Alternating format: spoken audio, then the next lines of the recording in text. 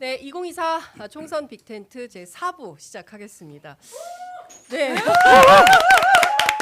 가자. 아, 깜짝 놀랐어요. 지금부터가 진짜죠. 네, 지금부터가 진짜다. 네.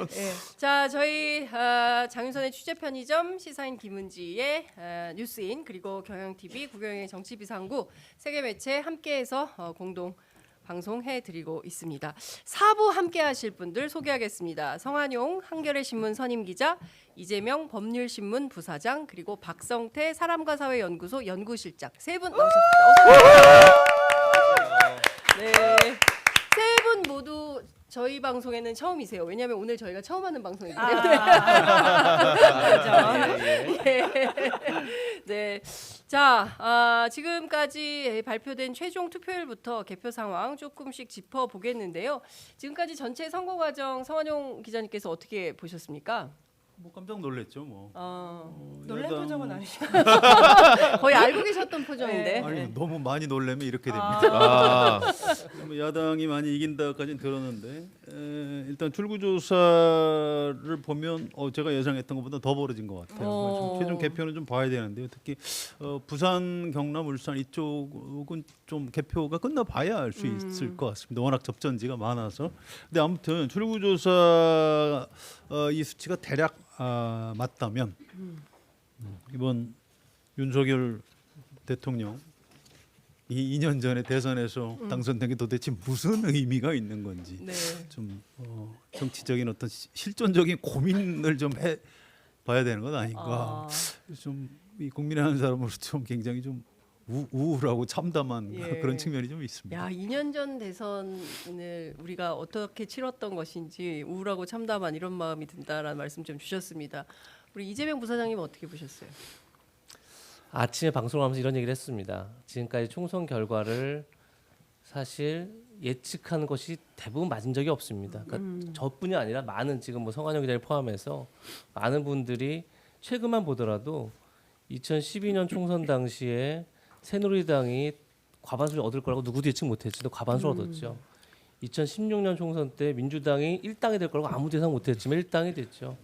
또 2020년 총선 당시에 민주당이 이길다 진다 얘기도 있었지만 180석이라는 역대 민주화 이후 가장 큰 의석수를 단일 정당에 얻는 그런 경우를 누구도 상상하지 못했죠. 그렇다 그러면 이번 총선도 만약에 상상 밖을 벗어난다면 두 가지 경우 중에 하나 아니겠느냐. 하나는 국민의힘이 과반수를 얻거나 하나는 정말 민주당이 개헌 저지선을 국민의힘이 막지 못해내고 결국은 200석 이상을 얻는 그야말로 헌정사상 초유의 어떤 결과가 나올 수 있지 않겠느냐라고 생각을 했었지만 사실 진짜 그러면서도 설마 했었죠. 근데 결국은 두 번째 시나리오가 현실화돼가고 있는 분위기죠. 지금 개표 결과의 포인트는 하나인 것 같습니다.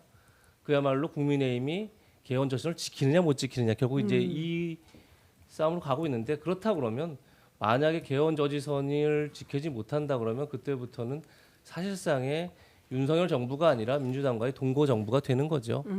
그런 그야말로 국정의 일대 전환이 불가피한 그런 상황 속에 지금 놓여 있는 게 아닌가 싶습니다. 네, 박성태 실장님 어떻게 보세요?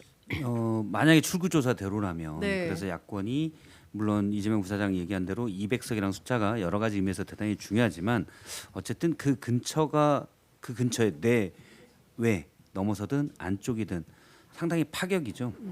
역대급이고 이례적입니다.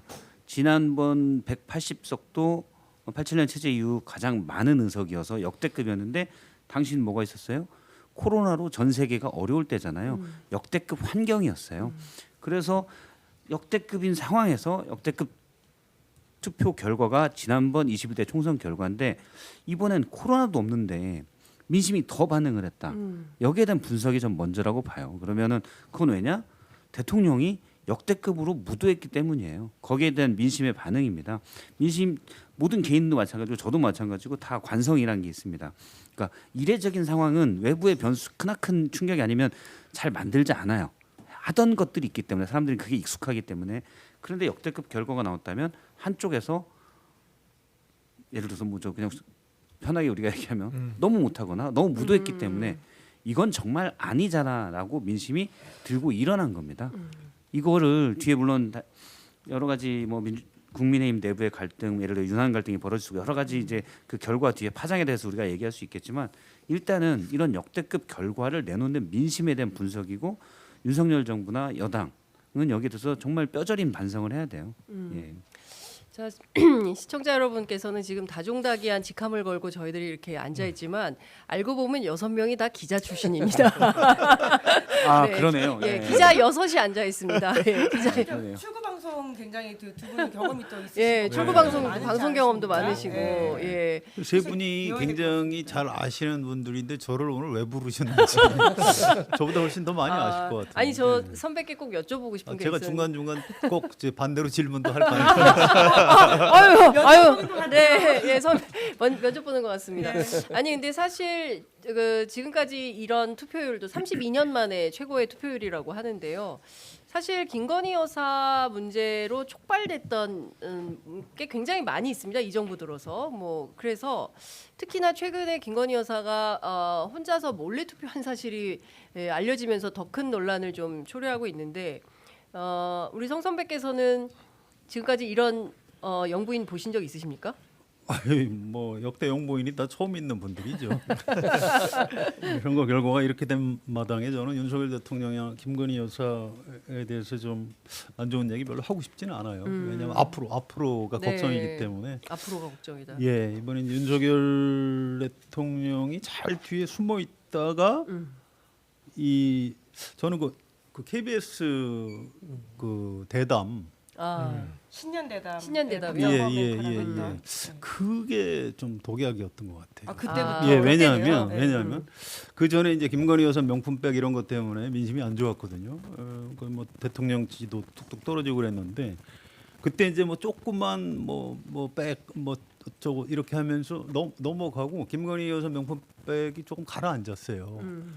거기서 윤석열 대통령이 좀 오판을 한 것 같습니다. 그 전에 이제 한동훈 위원장에서 어버버버 수습해놨는데 그거 봐 되잖아. 그 이제 엑스레이터를 확 밟은 거죠. 그래서 이른바 도주대사 사건을 일으키고 네. 그다음에 그 KBS 대담 바로 전날 의대 정원 200명 발표를 했거든요. 정부에서 2,000명. 네. 2,000명 네. 죄송합니다. 그런데 그 다음에 그냥 가 이거 바꾸지 마 하고 이제 고집을 사실 지금까지 부리고 있는 거죠. 그래서 스스로 자처한 건 아닌가. 윤석열 대통령이 1월 달처럼 뒤에 좀 조용히 계셨으면 이렇게까지 참패 안 당하는 건데 스스로 앞에 나와서 온몸에 화살을 다 맞아가면서 지금 네. 야당의 승전을 안겨준 것 아닌가. 그러니까 사실상 윤석열 대통령이 야당의 선대위원장 선대위원장, 비밀당원, 엑스맨 뭐 여러 가지 얘기가 있는데 맞는 것 같아요. 예. 뭐 신당 논평이 그렇게 나왔어요. 예. 윤석열 대통령은 야당 선대위원장 역할을 그만해라. 뭐 맞아요. 이렇게. 예. 하여튼 뭐 민주당에서 굉장히 감사해야 될 것 같습니다. 민주당이 감사해야 된다. 근데 이번 총선 특징 굉장히 막 여러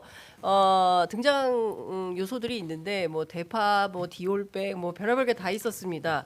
이번 총선의 특징으로 좀 꼽을 만한 이슈들이 있다면 어떤 게 있을까요? 이번엔 박성태 실장부터 하실까요?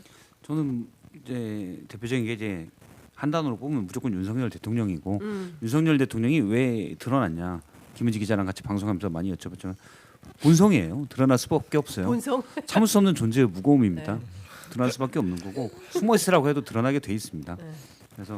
그래서 드러난 건데 국민들이 받아들일 수 없는 모습으로 드러났고 사실은 여러 번 받아들일 수 없었는데 그때는 참자 하다가 물이 끓듯이 임계치에 올라간 겁니다. 그래서 저는 이종섭 대사 문제에서 폭발한 거라고 보고 왜냐하면 디올백 문제도 있고 KBS 대담 성한용 선임 기자님이 지적해 주시듯이 대담 문제도 여권에 심지어 용산에서도 사과는 할 거야라고 했었거든요. 근데 없었잖아요. 몰카 피해자라고만 했습니다. 맞아요. 상당히 무도하게 대통령은 본인 마음대로 했어요. 국민들은 참고 참았죠 계속. 근데 몇 번 그런 것들을 보고도 그냥 넘어가고 왜냐면 권력을 당장 가지고 있었으니까. 그런데 이종섭 대사 문제에서 이거는 윤석열 대통령을 지지했던 사람들이 입장에서는 물론 뭐 어느 정도는 계속 지지를 하겠지만 중도층에서도 지지했던 사람들 입장에서는 당시 검찰총장으로서의 뭐 예를 들어서 외압에 대해서 저항하고 그냥 본인의 공정과 상식을 지켜나가는 모습 일부에서는 그렇게 봐서 지지를 했을 거라고요. 근데 이종섭 대사 문제는 정반대입니다. 누가 봐도 상식적으로 이해가 되지 않는 거죠. 쉽게 말해서 저도 사실 이해심이 상당히 넓어서 제가 자주 쓰는 표현이 네. 뭐 그럴 수 있지예요. 뭐 그럴 수 있지. 권력자가 그럴 수 있고 친구들도 그럴 수 있고 저는 사람이 인간 뭐 일종의 동물이라고 보기 때문에 그럴 수 있다고 봅니다. 그런데 대통령이 이종섭 대사 문제 물론 그 전에 디올백 문제도 있었지만 이건 아니지가 되는 거예요. 이건 그럴 수 없집니다. 아무리 이해심이 넓어도 봐줄 수 없는 문제입니다. 그래서 그 부분에서 저는 민심이 이미 폭발을 했고 그래서 이종섭 대사가 귀국해도 안 됐고 그럴 수 없지를 계속 파장 에코를 나간 거는 이제 황상무 대사 문제가 있었고 그다음에 대파 논란이 있었죠. 대파 논란 같은 건 하나의 계기라고 볼 수도 있겠지만 이종섭 대사 문제는 저는 가장 본질적인 문제다. 대통령을 지지했던 사람이 볼 때 가장 핵심적인 부분을 스스로 훼손시킨 거다. 공정성 문제 그것도 아주 비상식적인 선에서 거기가 저는 어떤 가장 큰 변곡점이 아니었나라고 생각을 아니 합니다. 근데 우리 이재명 부사장님은 사실 그 참을 수 없는 존재의 무거움 그분과 예 함께 하셨잖아요. 그러니까 이번 선거에서 드러난 어떤 윤석열 대통령의 어떤 캐릭터 뭐 이런 것들도 많이 드러난 선거였다 이렇게 볼 수 있을까요? 어떻게 보세요? 뭐 그런 측면을 부정할 수 없을 것 같습니다. 그러니까 사실상 야당의 전략은 뭐 비밀 전략이 아니잖아요. 너무나 공개되어 있는 뻔한 너무나 당연한 전략이었습니다. 당연히 윤석열 정권에 대한 심판론을 강하게 프레임을 만들 거고 뭐 그건 너무나 당연한 거였습니다. 그렇기 때문에 사실은 지난해 10월달에 강서구 보궐선거를 참패한 이후에 결국은 무리라면서까지 사실은 현직 법무부 장관이 바로 여권의 뭐 비대위원장을 포함해 대표를 맡는 경우가 있겠습니까? 뭐 대한민국뿐이 아니라 어느 나라에서. 근데 그러면 이제 그런 무리수를 두면서까지 한동훈 위원장을 전면에 내세우면 결국은 야권의 정권 심판론을 희석시키려면 결국 윤석열 대 이재명 구도를 벗어나서 한동훈 대 이재명 구도를 만들어야 한다는 여권의 공감대가 있었던 거죠. 그런 측면에서 당연히 이제 한동훈 위원장이 등장한 이후에 한동훈 위원장 주도의 여권의 전략이 만들어지고 그런 선거가 치러질 것이라고 예상을 했는데 저희가 알다시피 1월달에 유난 갈등이 폭발하죠. 네. 그때부터 이제 보수의 유권자들은 이제 혼란을 겪기 시작하죠. 이게 약속 대련인 거야 아닌 거야 막 이러면서 맞아요. 설마 이런 이제 사실은 굉장히 보수층에서 볼 때도 이해하기 힘든 대통령실의 판단과 선택과 결정들을 다소 동의하기 어렵게 만드는 일들이 많이 벌어졌죠. 그러다 보니까 이제 결국은 뭐 조금 전에 성관영에서 다 말씀하신 것처럼 결국 윤석열 대통령이 전면에 등장하는 선거가 됐고 결국 마지막에 51분 대담을 통해서 어떻게 보면 쐐기를 박는 그런 결과가 나왔죠. 그러면서 결국은 야권이 만들어놓은 정권 심판론이 결국 마지막까지 강하게 작용하는 그런 결과를 초래한 게 아닌가. 뭐 그걸 부정할 수 없을 것 같습니다.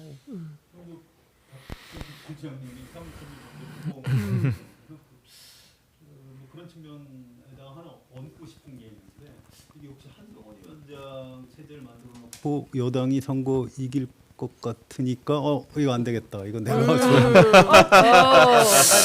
한동훈에 대한 질투. 네, 뭐 네, 그런 네. 의심. 네. 왜냐하면 설명이 너무 안 되니까. 아니 왜 잘 나가던 여당을 네. 이렇게 네. 판을. 지금 관련해서 김경률 그 비대위원 한동훈 위원장이 측근이라고 분류되고 있죠. 이분이 이제 기자들을 문답을 했는데 질문이 의석이 많이 밀리는 모습이 나온다고 했더니 민심이 무섭구나 하는 생각이죠. 막판에 민주당은 상당히 불리한 악재들이 나왔음에도 불구하고 거기에 한 일주일 전에 여론 추이보다 저희 당 입장에서 꼬꾸라진 거잖아요. 국민들의 분노가 대단히 인정을 합니다. 그리고 이어서 당은 향후에 어떻게 될 거라고 보시나 했더니 제 생각에 이게 당하고 대통령실 구분할 문제는 아닌 것 같아요라고 하면서 사실상 당의 책임도 인정을 했고요. 이어서 당내에서는 원인을 찾기는 해야 하니까 장의 책임도 있지만 사실 용산도 무시할 수 없다. 기자들 유도합니다. 그랬더니 여기에 대해서 그런 말을 목소리로 내서 익명으로 하지 말고 직접 좀 하라고 해주세요. 이렇게 오. 화를 냅니다.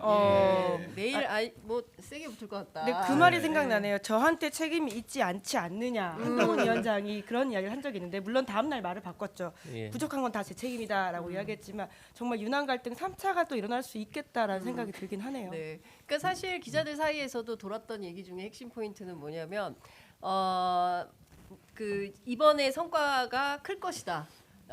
2월달에 민주당이 공천 파열음으로 상당히 어려움을 겪게 되면서 이번 선거에서 국민의힘이 이길 가능성이 높은데 그때 이 성과를 한동훈 위원장이 다 가져가면 안 되기 때문에 윤석열 대통령이 나서서 뭐라도 해야 되고 존재감을 드러내야 되고 그래서 기획한 게 뭐 민생 토론이다. 뭐 이런 얘기가 돌긴 했었습니다. 예. 근데 저도 이제 그 가설을 지지하는 아니 진시하라고 네. 해주세요. 예, 네, 이재명 좋습니다. 부사장님 그러니까 드리겠습니다. 지금 말씀하니까 다들 이제 이해가 안 되기 때문에 그렇게 해석할 수밖에 없는 이제 상황에 그렇죠. 놓인 거죠. 왜 이렇게까지 했는지 그 제일 이제 핵심이 어쨌든 윤한 갈등에서 이제 한동훈 위원장에게 사퇴를 요구했다는 상황 속에서 사실 모두가 뭐 이거 보수 지지층이 오히려 멘붕에 빠진 거죠. 그때 조선일보가 사설에 쓴 문구가 이겁니다. 그럼 한동훈 위원장이 진짜 물러나면 그 다음 대안을 갖고 있느냐? 예. 라고 우리 조선일보가 묻습니다. 그러니까 그 정도로 보수 유권자들이 볼 때도 너무 전략이 없는 거 아니냐, 너무 대안이 없는 거 아니냐 이런 판단들을 한 상황이 있었던 거고 있었기 때문에 이런 말씀을 하시는 건데 또 한편으로 보면 글쎄요 뭐 대통령실의 설명 그대로 윤 대통령이 뭐 마지막에 대담다고 했지만 사실은 대통령 입장에서는 참고 하다가 설명이 필요한 시점이 왔다 이렇게 이제 판단을 했을 수도 있지만 어쨌든 총선이라는 어떻게 보면 윤석열 정부의 존폐 생사 하여튼 물어 표현할지 모르겠지만 어쨌든 윤석열 정부의 모든 것을 결정짓는 가장 중대 선거 앞에서 전략적 미스가 있었던 건 분명한 것 같고 근데 더 중요한 건 이제 조금 전에 김경률 비대위원 인터뷰를 소개했지만 만약에 여권이 여기서 책임론 공방으로 빠져드는 순간에는 그야말로 괴멸하는 거죠. 네. 지금은 책임론에 무슨 의미가 있겠습니까?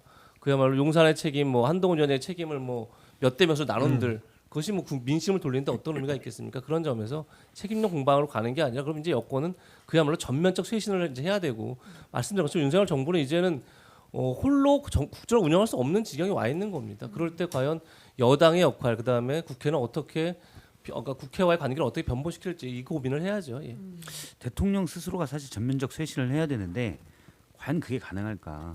예를 들어서 저는 이제 스타일로 보는데 MBTI로 분석을 하면 KGBT로 제가 많이 말씀드리는데 사람이네.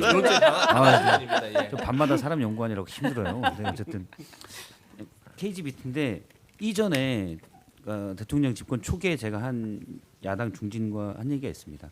어떻게 보면 가장 쉽게 대권을 잡은 사람이 우리나라가 헌정 이후로 윤석열 대통령 아니냐. 1년 전만 한 2년 전만 해도 제가 알기로 큰 생각이 없다가도 그냥 쑥 나와서 너무 쉽게 어떻게 보면 됐잖아요. 대통령이 된 가장 큰 배경은 위에서 물론 뭐 추미애 장관과의 갈등 여러 가지가 있겠지만 그 전부터 2012년 국정원 대권 사선부터 누구에게도 충성하지 않는다, 사람에게 충성하지 않는다라는 말로 보여준 이미지예요. 그러면 그냥 그때도 저는 상상해 보건데 2012년에도 그렇고 조국 장관 수사할 때도 그렇고 옆에서 누군가 조언했을 것 같아요.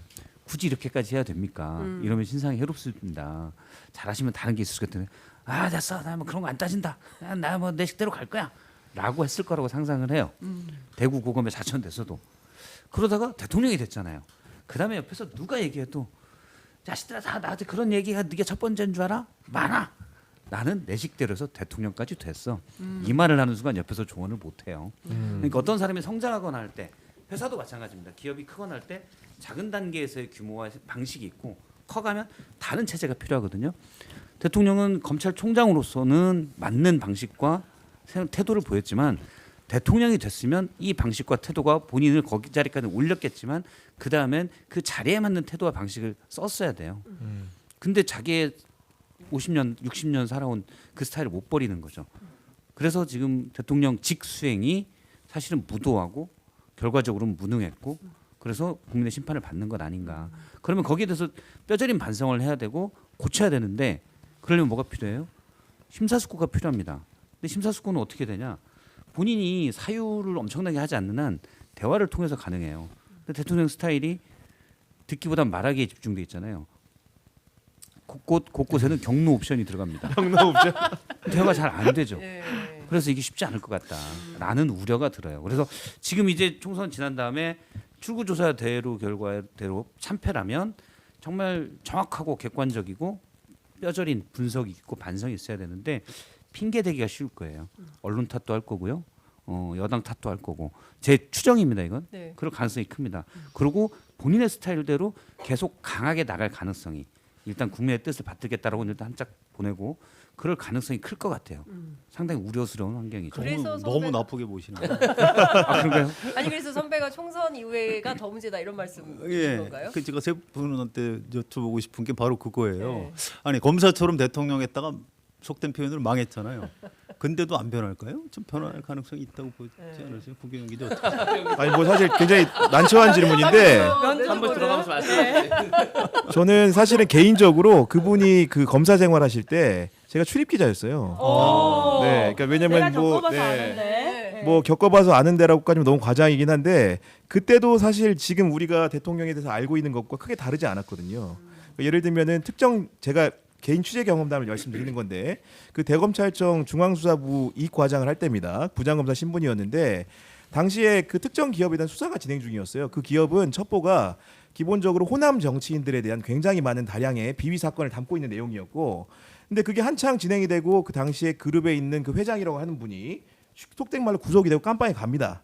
근데 이제 기본적으로 중수부수와의 왁구라는 거는 기본적으로 공여자를 이제 집어넣어 놓고 이제 진술을 받는 거잖아요. 근데 그 회장을 상대로 굉장히 진술을 강요했다라는 의심이 드는 그런 정황들이 있어가지고 아마도 당시에 제가 어떻게 그런 취재를 그 획득했는지 기억은 잘 안 나는데 당시 전화를 겁니다. 걸어가지고 오. 이제 윤석열 당시 부장검사 전화를 직접 걸어서 통화해서 그 제가 뭐 이렇게 해서 진술을 회유하거나 압박한다는 얘기가 있다라는 얘기를 했더니 야 이 새끼야 누가 그래 땡땡땡이 그래 저한테 그러더라고요. 그 땡땡땡은 당시에 이제 그 정치인이었고 본인 아마 그런 얘기 하고도 아마 까먹으셨을 텐데 지금 윤석열 정부에 근무하시다가 피해자 신분이라고 주장을 하시면서 정치 현업에 나와 있는 상당수의 사람들이 저와 비슷한 얘기를 합니다.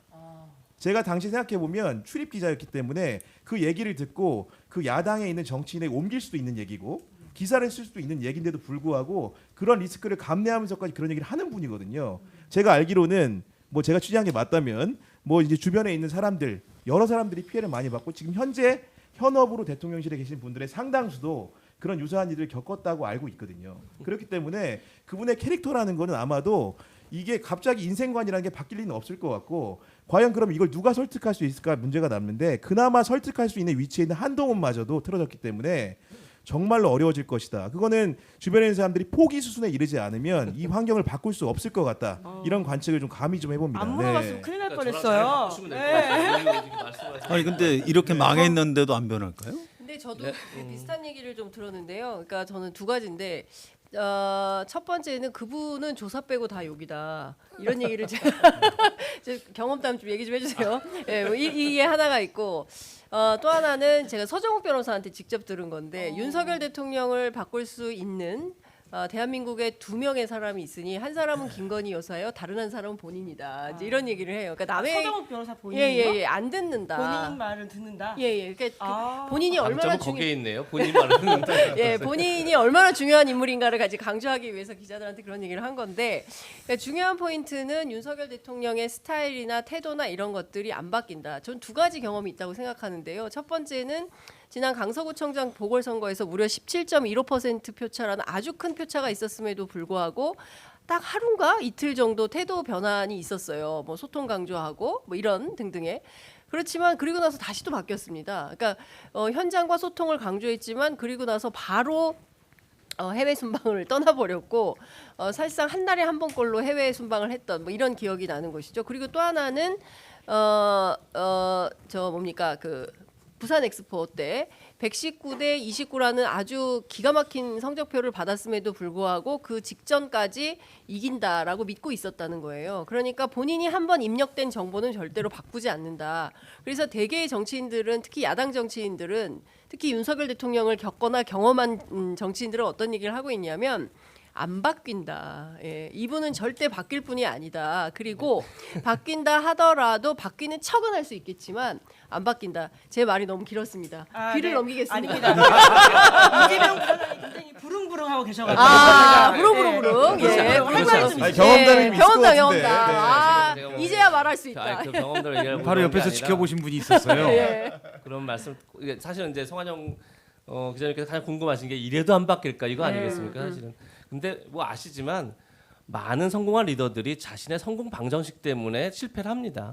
그러니까 자신이 성공한 아까 얘기한 것처럼 내가 이렇게 성공해 왔는데 그것에 빠져 있기 때문에 다시 사실 다른 이제 새로운 일에 주어졌을 때 그 과거의 경험 때문에 오히려 실패한 경우가 많습니다. 그게 뭐 윤 대통령만의 문제는 아니라고 생각합니다. 근데 윤 대통령도 뭐 틀린 얘기는 아니라고 저는 생각합니다. 왜냐하면 얼마 전에 이제 의정 갈등 관련해서 담화할 때도 저는 좀 동의하기 쉽지 않았던 말이 이런 겁니다. 그러니까 뭐 저항에 굴복하는 것은 정치가 없는 것이다 이렇게 얘기하는데 그건 사실 저는 좀 동의하기가 어렵습니다.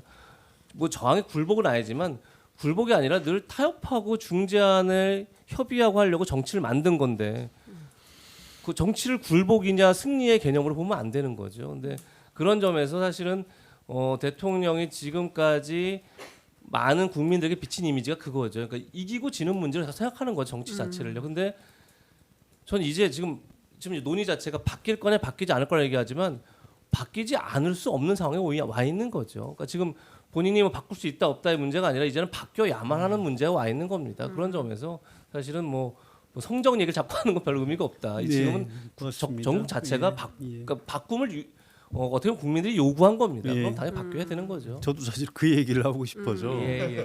여쭤본 거기도 한데 이제 제가 얘기하기 전에 담임 김은지 선생님 기자님- 저희 면접 보는데 아니 그게 아니고 기자님 뭘 쓰세요? A, B. 아닙니다. 그게 아니고 궁금해서 그래요, 진짜. 그러니까 이게- 정답을 들어서 제가 더 이상 아니 저 말을 말고 다른 우리 언론계 출신 여러분들이 어떻게 생각하시는지 진짜 개인적으로 궁금해서 그래요. 참 어떻게 생각하세요? 근데 비슷한 취지의 이야기인데요. 저 네. 짧게 이야기하면 될 것 같습니다. 강서구청장 선거 18%포인트 차이로 졌잖아요. 그러고 나서도 한동안 바뀐다고 하다가는 바뀌지 않았던 모습들, 그리고 지난 몇 시간에 한 달간의 지금 선거 캠페인을 봤을 경우에 그렇게 정부 여당에서 없애고 싶었던 윤석열 대통령의 얼굴, 특히나 이제 한동훈 위원장을 중심으로 그렇게 선거가 치러지던 과정에 3월 10일 이종섭 대사 출국, 그리고 그 이후에 4월 달 초에 그 의정 갈등에 대한 대국민 담화, 이런 것들이 대통령이 끝없이 본인이 나서는 모습들을 보면서 결국은 굉장히 역사와의 어떤 전쟁 혹은 갈등, 뭐 이렇게 소명 의식을 가지고 본인들이 어떤 무엇을 한다고 느끼는 게 아닌가라는 생각이 들어서 이번 결과가 정말 무서운 민심인데도 불구하고 이것에 대한 리뷰를 제대로 할 수 있을까라는 걱정이 드는 건 사실이긴 합니다. 저는 아까 이재명 예. 부사장님 그 말씀에 동의해요. 무슨 얘기냐면 본인 성정에 관계없이 바뀔 것이다라고 기대를 좀 합니다. 이게 저는 이번 총선 결과 이 정도라면 지금 개표 결과 이대로 출구조사 결과 나온다면, 그대로 예. 개표 결과가 나온다면 이건 아까 말씀드렸듯이 2년 전 대통령 선거를 주권자가 전 철회한 거라고 생각을 해요. 그래서 이제 대통령을 할 수가 없게 되는 겁니다. 이게 윤석열 대통령 본인도 그렇지만 윤석열 대통령을 만든 사람, 특히 그 주도한 이른바 보수 세력에서 근본적으로 한번 생각을 다시 해봐야 돼요. 2년 전에 급해서 문재인 정부의 검찰총장 내려다 대통령 만들었는데 이게 안 되겠구나라고 우리 국민이 심판을 내렸다 그러면 생각을 다시 해야 돼요. 진짜 저들 김대중 칼럼니스트가 썼듯이 진짜 진짜 사퇴시키는 게 맞는지. 결단해야 한다. 결단해야 돼요. 사퇴까지는 아니고 결단해야 뭐 됩니다. 그래서 사실 같은 사실상 얘기입니다. 그렇죠. 예. 그게 아니라면 네. 좋다 이거예요. 그럼 대통령은 윤석열, 네. 그러면 국회는 연속 2번이나 민주당이 절대 다수 의석을 네. 차지하게 해줬잖아요. 그럼 권력을 나눠야죠. 반씩 먹어라. 반씩 먹어라. 이렇게 하든가 예. 뭔가 이런 근본적인 변화가 불가피할 것이다라고 좀 기대하는 거죠. 저는 그러니까 조금 보는 게 대통령이 그런 말을 많이 써요. 대통령 그 문체부에서 각 공무원들에게 전산망에 올린 게 있잖아요. 홍보 영상 봐라 했던 거에 보면 정치적 유불리를 따지지 않고라는 표현이 많이 들어요. 저는 그게 대통령이 상당히 좋은 쪽으로 자신의 포지션을 얘기한 거다라고 생각하고 스스로 그렇게 강하게 믿고 있다고 생각해요. 2012년 국정원 댓글 사건부터 했던 것들에 관통하는 맥락을 보면 주변의 이해관계를 따지지 않고 본인이 볼 때는 정치적 유불리, 나의 이득 따지지 않고 행동해왔다고 생각할 겁니다. 그래서 의대 정원 문제랄지 그다음에 뭐 화물연대 파업 문제랄지 여러 가지에 대하는 자세를 보면 예를 들어서 뭐 그런 걸 따지지 않고 본인은 하고 있다고 생각을 해요. 그게 근데 도구로 다가오는 게 민심이 이렇게 났어도 이거는 기울어진 언론 운동장 그다음에 나를 지지하지 않고 오히려 배신했던 여당의 지도부들 이렇게 탓을 하고 정치적 유불리를 따지지 않고 혼자서 또 갈 길을 갈 것 같다는 불길한 예감이 들기 때문이에요. 무소의 뿔처럼 혼자서 갈 실제로 거다. 여권 내에서는 어떤 얘기까지 용산 쪽에서 어떤 얘기까지 들었냐면 지난번에도 110석 정도 가지고 있었잖아요. 다 합치면 쫙 합치면 114석인가 그럴 거예요. 가지고 있었는데 그때도 했는데 100석만 지키면 뭐 똑같다. 할 수 그냥, 있다. 예. 그러니까 대통령이 사실은 제가 제일 큰 게 소신과 고집을 혼동해요. 이게 소신이 되려면 이 전반적인 상황에 대한 심사숙고를 해야 되고 그러면 열린 대화에서 엄청나게 많은 의견들을 자기가 받아들인 데서 고민 끝에서 내놔야 이게 소신이 되는데 우리가 다 아는 대통령의 말은 좋은 말 있잖아요. 좋아, 빠르게 가. 심사숙고가 없어요. 그래서 대부분의 경우 소신이라기보다는 고집으로 그냥 밀고 나기가 쉽다. 거기다 가끔 경로까지 얘기하면 누군가 직원을 절대 못 하잖아요. 네. 그래서 상당히 저는 상당히 좀 우려스러운 게 그렇지 않을까라는 네. 예, 생각을 좀 합니다. 지금 이 순간 10시 29분 현재 지역구 개표율이 45%인데요. 국민의힘 의석수가 계속 줄고 있습니다. 예, 점점 줄어드는데 민주당이 148, 이게 지역구입니다. 그리고 국민의힘이 102 이렇게 되어 있는데요. 이 격차가 더 어떻게 벌어질지는 좀 지켜봐야 될 것 같은데 제가 이것 좀 여쭤볼게요. 어찌됐든 이번에 당선된 국회의원들은 대통령보다 임기가 길어지는 국회의원들입니다. 그러니까 특히 여당 의원들 같은 경우에는 그동안 사실 공천이다 뭐다 해서 눈치 볼 게 많았어요. 그러나 앞으로는 사실상 눈치 보지 않고 자기 정치를 해도 되는데 어떤 선택을 할 것인가 국민의힘 의원들이 이 성환영 선배 어떻게 보십니까? 별로 선택 못하고 가만히 있을 거예요. 이게 어, 이걸 정리할 수 있는 사람들이 없어요. 지금 다 이제 지금 뭐 앞으로 옛날에 없을 뭐 것이다. 김무성 네. 뭐 이런 큰 손들 네. 또 뭐 하다못해 뭐 김성태 전 의원 네. 뭐 이런 분들도 지금 원하고 아무 맥을 못 쓰고 있습니다. 그래서 2017년 대선 이후에 왜 계속 비대위 체제 계속 바꿔가면서 맞아요. 했죠. 예. 김병준 비대위원장 또 인명진 목사님도 하셨나요? 네, 맞아요. 뭐 등등 이런 시기를 좀 상당히 거쳐야 될 것이다. 그래서 당분간은 좀 매우 슬픈 장면을 볼 수밖에 없을 것 같다. 이런 얘기들을 그쪽에서 하더라고요. 네. 그러니까 비대위 전문 정당 이렇게 되는 거잖아요. 그죠? 그러니까 그런 또 시기를 거쳐야 근본적인 성찰을 할 수 있을 것이다. 그러니까 네. 국민의힘 당선자들이 뭐 할 수 있는 일이 별로 없을 것이다. 뭐 그런 얘기죠. 어떻게 보십니까 이재명 부사장님? 결국은 뭐 말씀하신 것처럼 지금 이제 국정의 전면적 쇄신은 불가피한 상황이다. 그리고 아까 얘기했지만 뭐 권력 분점해야 된다 이런 얘기를 하는데 사실 뭐 지금 이 정도 되면 이제 동거정부 물론 이제 이원 집정부에서 쓰는 개념입니다. 대통령과 총리가 이제 다른 정당일 때 그렇게 얘기하는 거지만 사실상 이제 그렇게 권력을 분점해야 되고 어떻게 보면 예전에 노무현 대통령이 제안했던 거국내각 구성 뭐 이런 걸로 가야 되지만 사실 민주당이 받을 가능성은 없죠. 왜냐하면 같이 정부에 들어와서 뭐하러 또 책임을 나누겠습니까? 결국은 다음 대선이 있는 건데. 근데 결국은 그렇기 때문에 참 현 정부에서 어떤 제안을 하든 사실 민주당이 받을 가능성이 없기 때문에 어떻게 보면 이제 민주당과의 타협만이 남아 있는 거죠. 이제 전국 운영 자체는 그러니까 민주당과 어떻게 타협해서 어떻게 국정 운영하느냐의 문제인데 자 그 상황에서 결국은 국민의힘이 선택할 수 있는 거는 이제 미래 권력을 다시 창출하는 길을 이제 모색해야죠. 결국 그것밖에 없는 거죠. 현재 상황에서는 그 3년 뒤를 놓고 또 국민의 입장 생각해 보면 또 이미 문제지가 나와 있는 겁니다. 그러니까 민주당은 결국은 이재명 대표 중심의 민주당이 돼버렸고 당연히 뭐 당권이든 대권이든 이재명 대표가 가장 가까이 있는 거고 물론 뭐 조국 대표가 또 이제 새로 등장하면서 뭐 사법 리스크가 있지만 어떤 관계 설정을 할지 모르겠으나 결국은 그러니까 야당의 대권은 정해져 있는 겁니다. 그럼 거기에 맞춰서 과연 국민의힘은 어떤 사람을 내세워서 어떤 전략으로 3년간 준비하느냐 이제 이걸 해야 되는 이제 시점에 와 있는 거죠. 근데 물론 이제 성 기자님 말씀하신 것처럼 당장 리더가 없죠 지금. 저는 그래서 오히려 저는 한동훈 위원장에게는 또 다른 기회가 왔다고 생각합니다. 왜 그렇게 판단을 하냐면 오히려 110에서 130 이 애매한 수치. 이겼다고 말하기에도 뭐하고 뭐 그렇다고 지난번보다 좀 늘어났으니까 졌다고 말하기도 뭐한 애매한 수치가 오면 오히려 저는 개인적으로 그렇게 봤습니다. 용산과 갈등이 더 커졌을 겁니다. 한동훈 위원장과 용산이 오히려 그야말로 이 수치가 나 때문에 그러니까 그나마 나 때문에 온 거냐 아니면 뭐 너 때문에 그나마 더 빠진 거 이런 오히려 책임갈 공방으로 갔을 겁니다. 근데 전 거꾸로 지금 출구조사들이 만약에 정말로 괴멸적 패배를 한다 그러면 저는 국민의힘에게 선택의 여지가 없습니다. 우리 한동훈 위원장에게는 한동훈 위원장을 뭐 낙마시키고 뭐 갈등하고 이럴 여지 자체가 없는 거죠. 그런 점에서 저는 한동훈 위원장을 중심으로 다시 뭉칠 수밖에 없는 환경 속으로 가지 않을까 저는 그렇게 전망해 봅니다. 예. 그러면 한동훈 위원장과 윤석열 대통령은 갈등 관계로 가는 겁니까? 각을 세울까요? 갈등을 하려고 그러면 뭔가 얻을 게 있을 때 갈등을 하는데 제가 볼 땐 그럴 게 이제 없어지는 거죠 사실은요. 그야말로 물론 이제 뭐 그렇다 같은 요소가 없느냐 그렇지는 않습니다. 왜냐하면 뭐 당장 저는 제가 볼 때 이제 이번 총선이 끝나면 가장 먼저 이슈가 될 게 제 예상에는 최상병 특검법이 될 것 같습니다.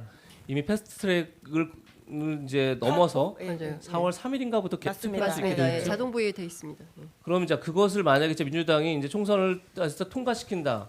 그럼 아직은 거부권 행사할 수 있죠 대통령이. 거부권 행사한다는 게 근데 의미가 없죠. 왜냐하면 다음 국회 넘어가면 당연히 또 할 테니까. 네. 그러니까 그런 이제 상황들을 맞이할 겁니다. 그럴 때 이제 과연 여당이 어떤 스탠스를 취하느냐를 두고 용산 갈등을 할 수 있지만 사실 알다시피 갈등이라는 건 어떤 선택지가 있을 때 갈등하는 겁니다. 선택지가 별로 없습니다. 제가 볼 때는. 근데 의석수가 너무 적으면 한동훈 위원장이 그냥 사퇴해야 되지 않을까요?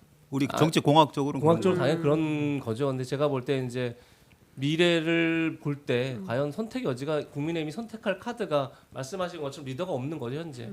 뭐 지금 예를 들면 뭐 나경원 전 의원, 원희룡 전 장관 등등이라 들어왔다면 네. 선택자는 있겠지만 사실은 지금 보면 거의 그런 상황이 아닌 거죠 현재로서. 그래서 글쎄요 어떻게 할지 모르겠으나 제가 볼 때 오히려 한동훈 위원장에게 정치적 기회가 생길 수도 있지 않을까라는 생각이 듭니다. 박성태 실장님은 사실 앞서서 템플스테이를 권하신 바가 있긴 한데 예, 저희 방송에서 한동훈 위원장의 정책 미래에 대한 이야기를 하시면서 예. 한동안은 좀 쉬셔야 될 것 같다. 근데 그걸 외국은 조금 조언하는데 어렵다. 예. 조언을 하는데 안 하실 것이다라고 이제 얘기했죠.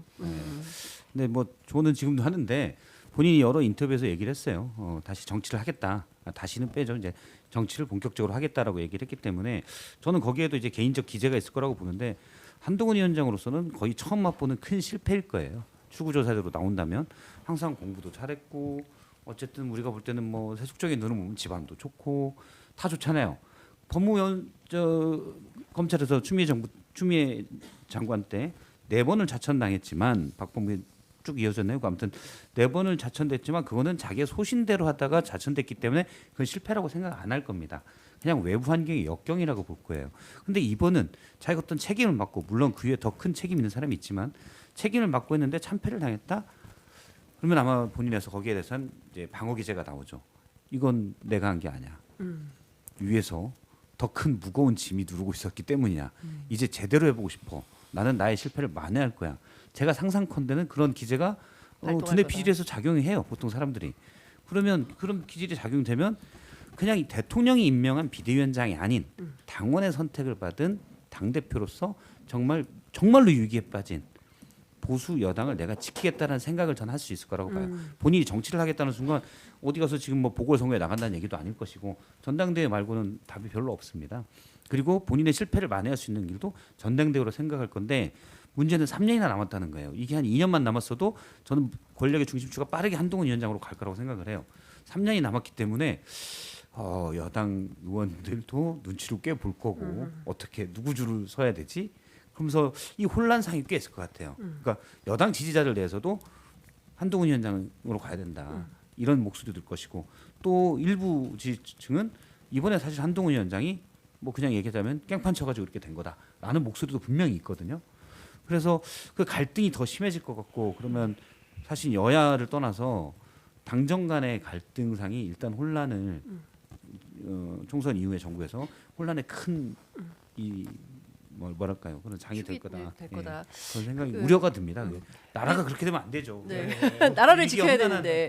아니 기름값도 근데 오르고 이 험난한 네, 갑자기 나라가 박성태 없죠. 실장님은 예. 언제나 나라 걱정을 예. 하시는 분이니까 가- 제가 가만- 자주 봐서 알거든요. 예. 예, 사람과 사회를 연구하기 때문에. 그러니까요. 예. 아니 나라고 근데 그렇게 사실상 장문장이네. 한동훈 위원장이 그렇다면 이제 6월 전당대회에 출마해서 당 대표 도전할 가능성이 높다. 이제 이런 전망을 주셨는데 사실은 나경원 후보나 원희룡 후보도 사실 유력 주자로 검토되던 분들인데 이분들이 다 이번에 원외로 빠지게 된다면 사실상 그 축이 싹 다 원외가 되는 상황이 될 수 있어요. 그러면 여기에서 영남에 토대를 두고 있는 영남 정치인들이 다시 또 이제 보수의 깃발을 들 가능성이 굉장히 커지는데 예컨대 이제 수도권의 패배로 인해서 다시 한번 또 국민의힘이 영남 지역당으로 굳어지는 그야말로 뭐 전국 정당화하지 못하고 그냥 뭐 이런 표현 어떨지 모르겠습니다만 영남 자민련화 되는 수준으로 그냥 머물러 버리는 거 아니냐. 그랬을 때 수도권에 있는 국민의힘 보수 정치인들이 어떤 선택을 할지 그건 좀 어떻게 보세요? 그러니까 총선 전에 국민의힘의 좀 고참 보좌관 출신 당직자 출신들이 이런 얘기를 하더라고요. 그래서 수도권에서 다 떨어질 것 같아요. 그분들 그 촉이 있으시더라고요. 그러면 다 떨어질 아마 윤재옥, 주호영 이런 분들 중심으로 일단 비대위 비슷하게 어물어물 해가면서 아마 몇 개월 동안 정비를 좀 해야 될 거다라고 본인들의 운명을 예감하고 계셨던 분들이 있습니다. 네. 그래서 실제로 제가 봐도 그럴 가능성이 좀 있는 것 같아요. 네. 그래서 영남 자민련도 아니고 TK 자민련이죠. TK 자민련, 예. 지금 뭐 이제 부산, 울산, 경남 좀 보기는 해야 되는데 그래서 이런 굉장히 그 아픔의 시간을 겪어야 될 것 같습니다. 그리고 이제 수도권에 있는 이 보수들은 어떤 선택을 하게 될까요? 그러니까 선택할 데가 원희룡 없죠. 후보 어딜 측은 선택을 아주 하겠어요. 오늘 다소 굳은 표정으로 이것은 말이 안 되는 결과다. 라면서 현장을 떠나버렸다는 점은 성환 기자님이 작게 약간- 말씀하셨습니다. 네. 선택할 게 없다. 선택할 게 없다. 아니 좀 제가 너무 잔인한 얘기인지 네. 몰라도 그냥 다 사실은 따라갈 수밖에 없다. 아니 이제 그만하실 때도 되긴 됐어요. 수도권에 계시는 분들이 기회를 굉장히 여러 번 가진 겁니다. 그런데 이걸 윤석열 대통령한테 머리가 깨지도록 들이받아서라도 어떻게 했어야 돼요. 아무것도 못했잖아요. 그럼 책임을 져야죠. 저는 그 아무것도 못한 겁니까? 안 한 자격상실. 겁니까? 어떻게? 둘 다죠. 둘 다다. 책임져야 된다고 봅니다. 책임져야 된다. 정치인들은 책임지는 사람들. 네. 그러니까 사실 아까 전에 뭐 출구조사 결과를 이렇게 출구조사 결과가 이제 보는데 경기도가 나오는데 정말 뭐 호남을 보는 줄 알았습니다. 그러니까 네. 계속 파란색만 나오고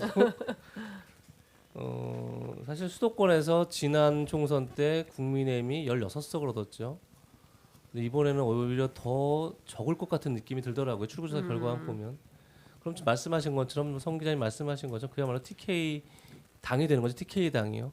그렇다고 하면 이제 수권 능력을 상실하는 거죠. 집권 능력을 상실하는 거죠.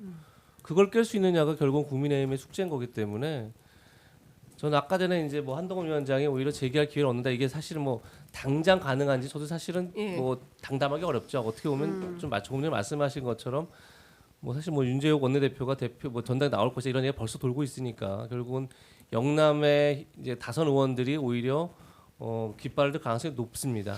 높지만 결국은 국민의힘의 실패가 어디서 왔는지부터를 봐야죠. 사실 거기서부터 출발하는 거죠.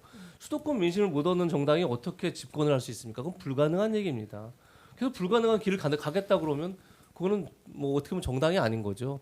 그런 점에서 이제는 정말 사실 아시다시피 18대까지만 하더라도 그때까지 소장파들이 있었고 그때까지만 해도 뭐 17대 미래연대 그다음에 18대도 그런 비슷한 모임이 있어서 결국은 당내에서 어쨌든 뭔가 활발한 논의가 있었습니다. 근데 19대 이후로 국민의힘에서 그런 목소리를 찾아보기 어렵습니다.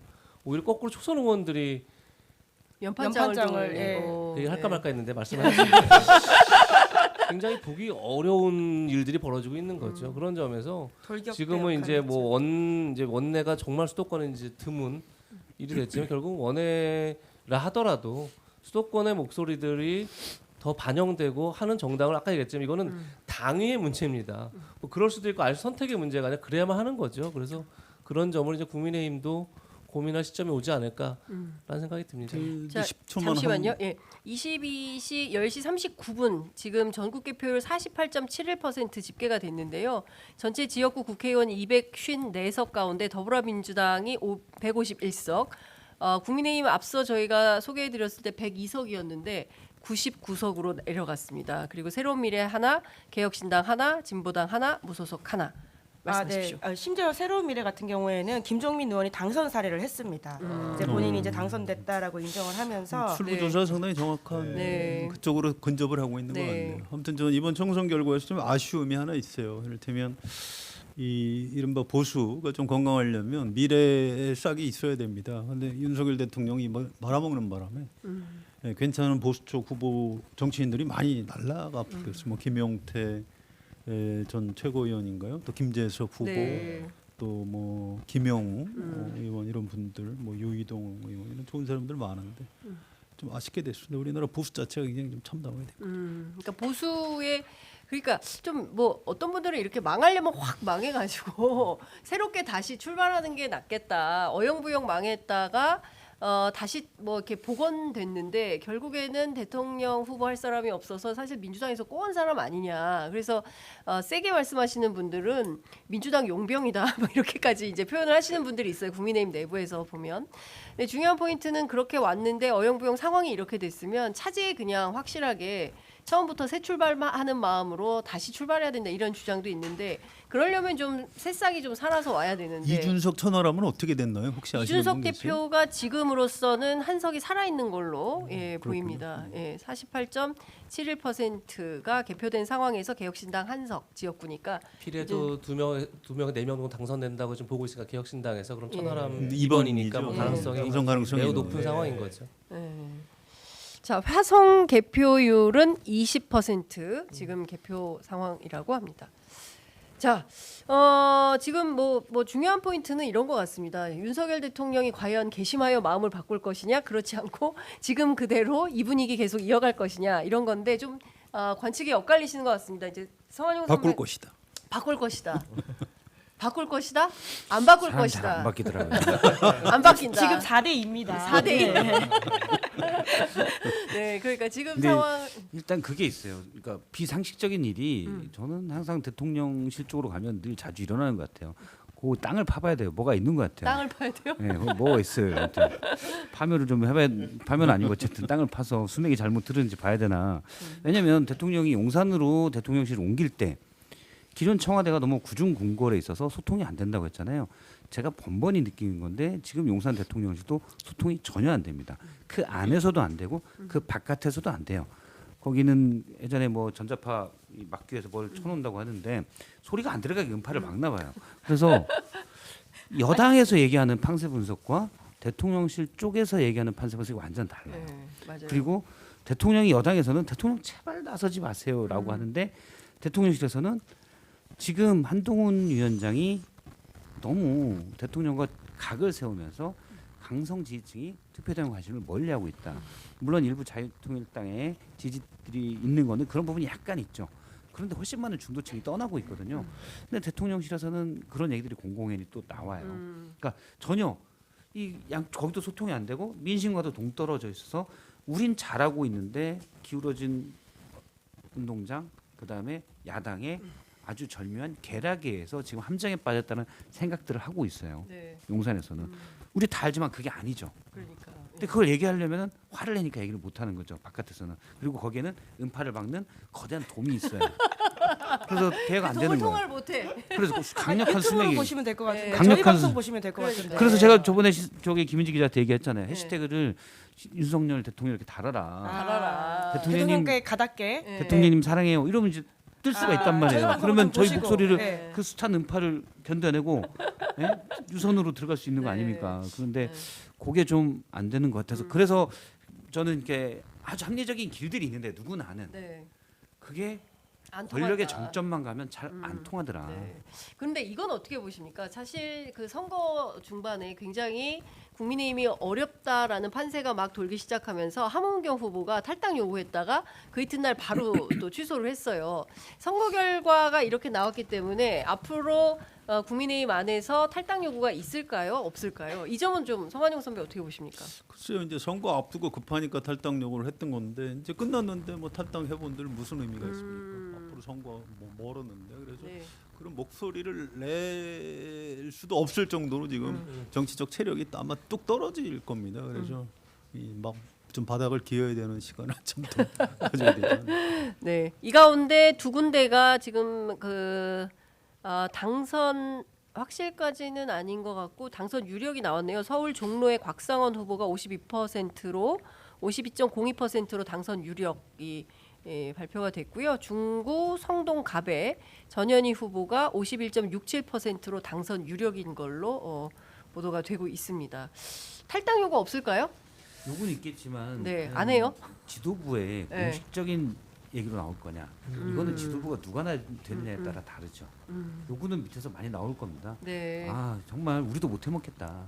실제 조혜진 의원이 선거 중에서 올라와서 기자회견까지 했잖아요. 맞아요. 네. 저는 그 조혜진 의원이 피부로 느끼니까 최사포가 후보들은 알아요. 이러다가 나도 죽겠는 걸? 그러면 나라도 가서 얘기해야지. 그러고 온 겁니다. 그런데 이제 총선 지난 다음에 이게 통일된 목소리로 나오기는 저는 쉽지 않을 것 같아요. 누군가는 얘기하겠지만 지도부가 뭐 거기서 일단 잘 들었습니다 그러겠지. 그걸 대통령한테 직접 얘기할까? 그건 어떤 지도부가 구성되느냐에 따라서 다른다고 봐요. 그러니까 탈당 얘기를 한다는 건 사실 책임론에 이제 얘기를 할 텐데 사실 그런 송 기자님 잘 말씀하셨지만 그럴 정도의 지금 상황도 아닌 거죠. 책임론을 따질 상황도 아니기 때문에 그런데 오히려 정치적 상상력을 발휘하면 거꾸로 탈당을 요구하는 게 아니라 윤 대통령이 탈당할 가능성은 있죠. 거꾸로. 대통령이 아, 선도적으로 어차피 지금 이제 국민의힘을 의지해 여권 중심의 여당에 기대한 정치가 이제 불가능한 상황이기 때문에 입법부 자체를 그렇게 운영할 수 없기 때문에 거꾸로 그럴 가능성이 있으나 뭐 탈당을 요구해서 탈당을 한들 사실 뭐 그러면 국민의힘이 당장 얻는 이득이 뭐 특별하게 있겠습니까? 그런 이제 거꾸로 그런 상상을 할 수 있으나 이제 그런 게 당장 뭐 당장 빠른 시일 내에 뭐 그런 일들이 벌어지는 않을 것 같다 이런 생각은 듭니다. 예. 자, 그 저희가 10시 48분 지나고 있는데요. 민주당 얘기를 너무 안 했어요. 사실상 이번에 그 정권 심판론이 너무 강하다 너무 보니까, 강하다 보니까 예. 민주당 얘기가 거의 없는데 그래도 이건 좀 여쭤보겠습니다.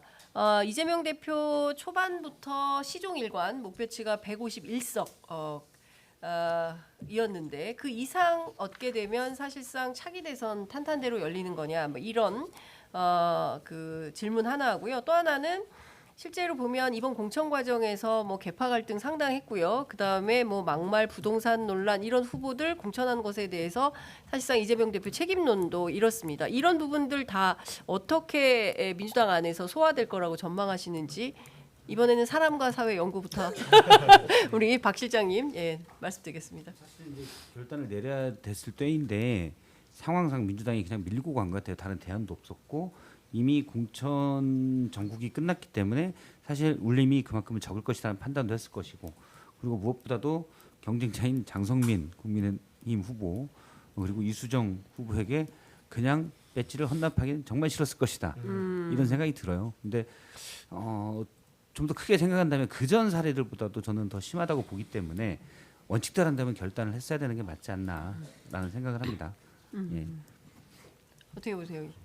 뭐 이미 선거 끝난 상황에서 사실 저는 마지막에 양문석, 김준혁 후보 등의 논란이 사실 수도권 여론에 좀 영향을 미칠 거라 생각을 했습니다. 그런데 사실 결과적으로 보면 사실 큰 영향이 없었던 거죠. 그것보다 정권 심판론이 워낙 강고하게 작동을 했던 거죠. 그런 점에서 뭐 지금 그 문제를 가지고 뭐 민주당도 알갈부할 여지가 전혀 없어지는 거죠.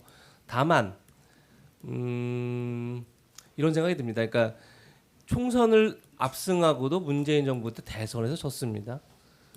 자, 열린우리당 때도 2004년 총선에서 민주당이 헌정상 처음으로 단독 과반 의석을 얻었습니다. 152석 얻었나 그랬었죠. 열린우리당 탄핵 노무현 전에 탄핵에 힘입어서 그러나 그때 역시 대선에서도 압도적으로 졌습니다. 그러니까 이게 꼭 총선 결과가 대선하고 연결되는 건 아니죠.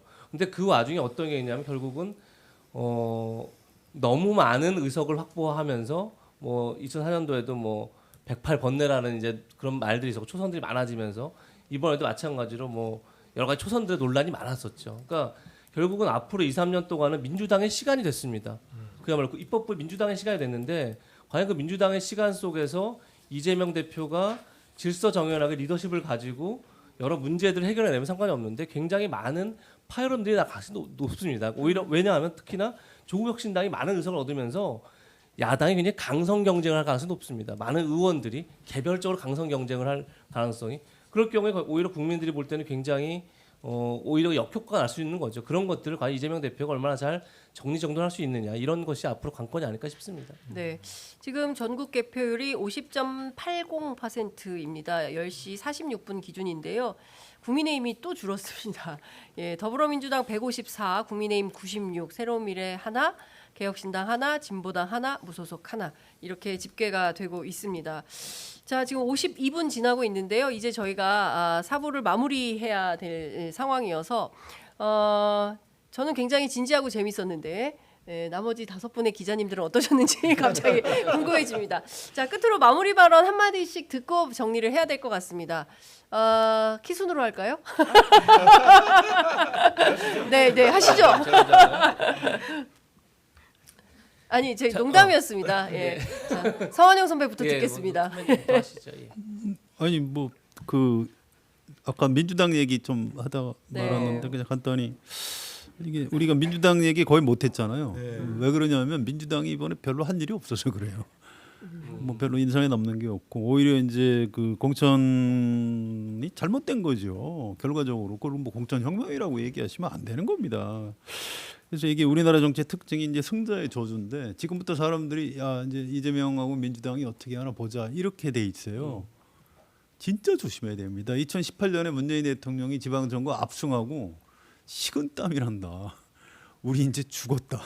이 무서운 국민이 우리를 심판하면 우리는 골로 간다. 도덕성, 능력, 우리 태도 이게 중요하다 이렇게 굉장히 길게 얘기한 적이 있습니다. 좀 그때 굉장히 인상적으로 들었는데 지금부터 이제 이재명 대표 민주당이 문재인 대통령한테 그걸 배워야 돼요. 그걸 이렇게 잘 나갈 때 어떻게 하면 겸손할 수 있는가 이게 쉽지 않거든요. 네. 그래서 민주당에 꼭 좀 당부하고 싶습니다. 네.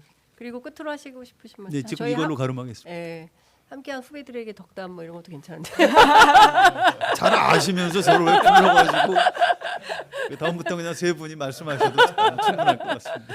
네. 세 분이 하셔도 될 것 같은데. 아닙니다. 야마를 예, 너무 예. 잘 뽑아주셔가지고 네, 예. 정말 재밌었습니다.